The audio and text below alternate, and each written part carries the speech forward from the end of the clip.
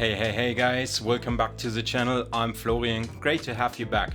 So today it's all about portrait editing and how you can get with simple steps an image from here to here. Very simple adjustments, but with a huge effect. We're gonna do it in Capture One, however, these steps and the method is for Lightroom exactly the same.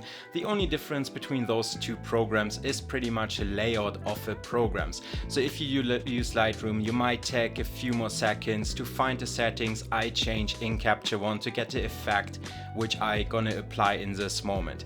However, very simple, easy steps to get an image from here to here. And without further saying today, let's dive into the program, let's get some editing done. So here's an image I shot roughly around 5-6 o'clock in the evening. The settings for this image are pretty straightforward. ISO of 200, 2000ths of a second, f3.2 at 50mm. And as you can see here on a histogram, the image is pretty well balanced. We got a bit of shadows going behind the model and in the trees to turn this image from this into this to give it a bit more golden hour feeling. So we're gonna start off with our image and making sure that our image is more or less straight. So I'm gonna rotate my image usually freehand because I just prefer to rotate it freehand. So this roughly looks right to me. Then we're pressing H to get the hand tool again. We also could crop the image a bit further if we wanted to. A little tip here is always shoot a bit wider. You always can crop in post. However, if you shoot too close or too tight on a photo shoot and you crop a hand off, you can't recover the hand. So always good to shoot a bit wider and then crop in post if needed. So let's crop this post slightly. We could follow the rules of third if we wanted to and get a model in the center or further to the right. But I personally like if the model is roughly in the center of the image within the rules of third. So press H again. So now this is our basic standard image we're working with. So then we're jumping over to our exposure. As we said already in the histogram is pretty well balanced. We don't have any highlights clipping. We might got a bit of blacks clipping here in the shadows of the trees, but that's purposely done like this. So usually I start off with adding a bit of contrast towards the image.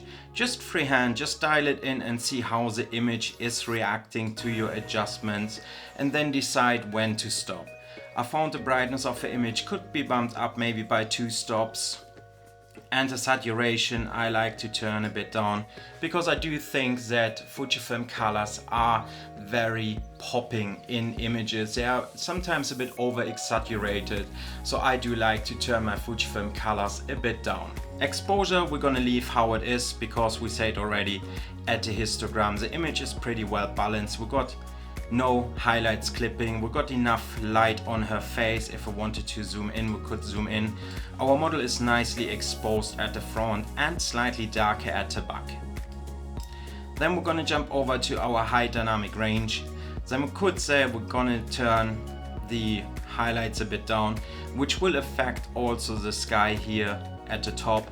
However, I found that this image does not need to have any highlights adjusted because we want to have a slightly brighter right hand side part of the image to give the impression of the sun hit her face and the front of her. Shadows we potentially could bump up maybe just a tiny bit, nothing crazy, maybe a +5 just to boost the highlights a bit because we're gonna darken the shadows in a minute again slightly towards the darker side to give the impression of the sun came from a front. So then usually I'm gonna jump over into my curves and add a bit of shadows back into it, boosting the midtones again and play around with my highlights. In this case we're gonna push the highlights a bit up. Again, we want to have the impression of the sun came from a front or from a right hand side in this case. And then we're jumping over to clarity and structure.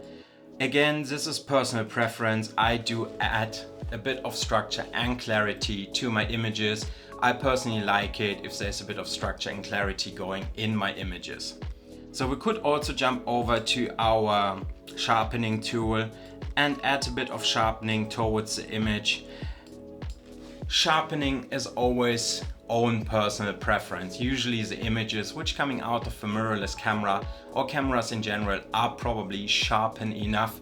However, sometimes I do add a bit of sharpness towards my image. Right now, if you export it and you upload it to social media, you might want it, or you might gonna lose a bit of sharpness.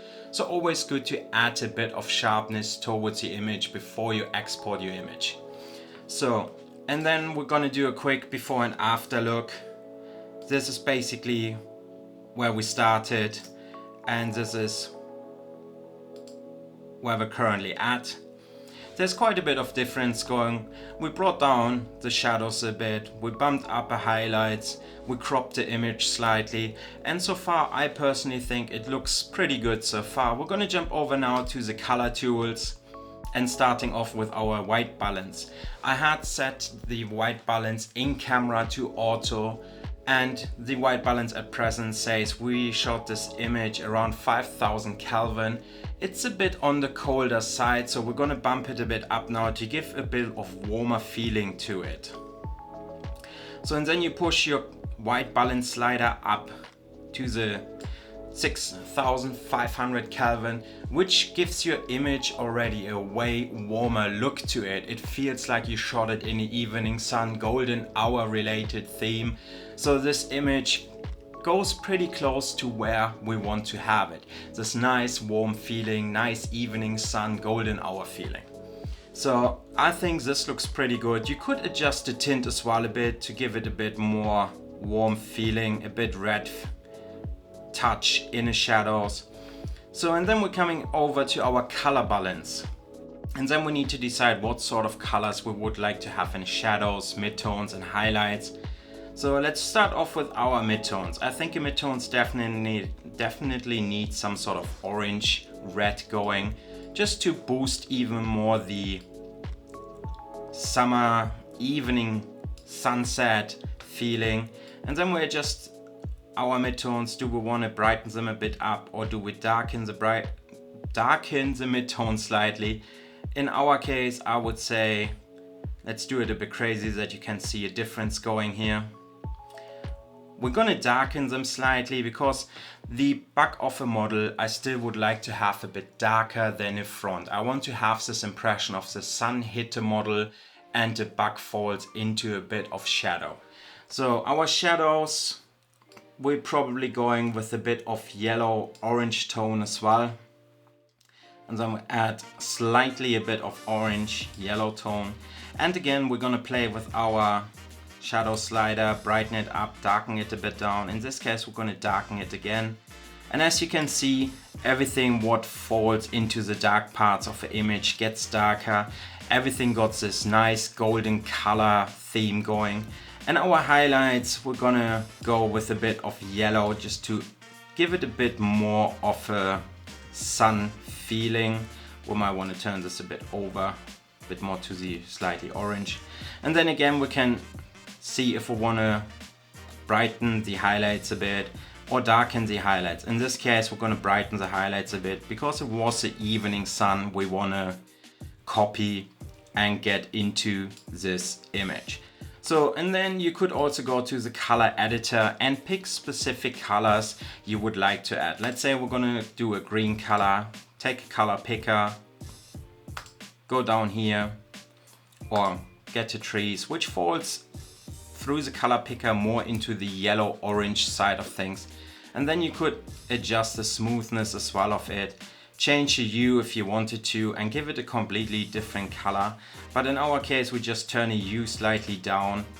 Maybe the saturation slightly down as well to give it this type of washed out evening summer set feeling.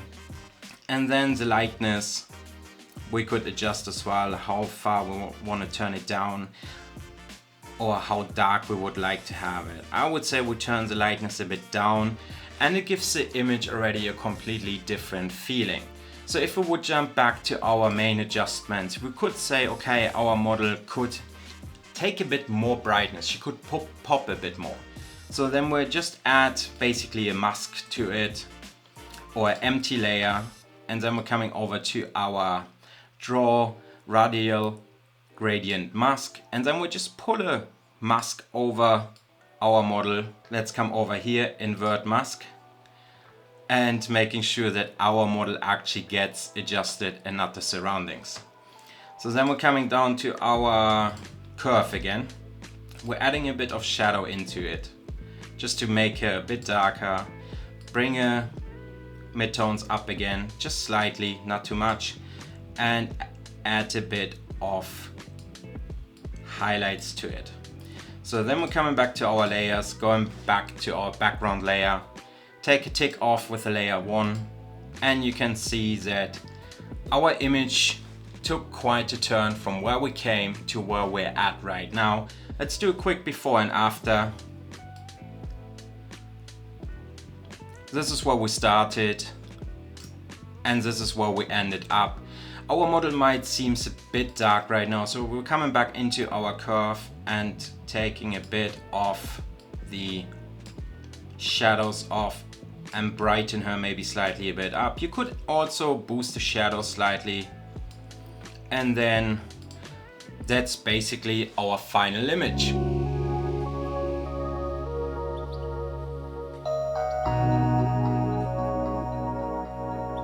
And here's our final image, guys. Very simple and easy. Let me adjust the microphone a bit so that you can hear me better. And as you've seen, you don't need much adjustments at all. We just played with the basic exposure settings, a bit of contrast, bring a brightness down, bring a brightness up, adjust the saturation of the image, a little curve, maybe adjust the high dynamic range such as your shadows and highlights, and then basically play around with your Kelvin and the colors. And voila, you got a completely different image from where you started. And with that said today, guys, I hope this video was helpful to you, and if it was, let me know in the comments, smash a like button, let me know what you think, and if you would like to see more stuff like this or anything similar. And with that said today, guys, like, comment and subscribe. Thank you for watching, and I'm gonna see you, my friend, very soon in the next video. Cheers, mate.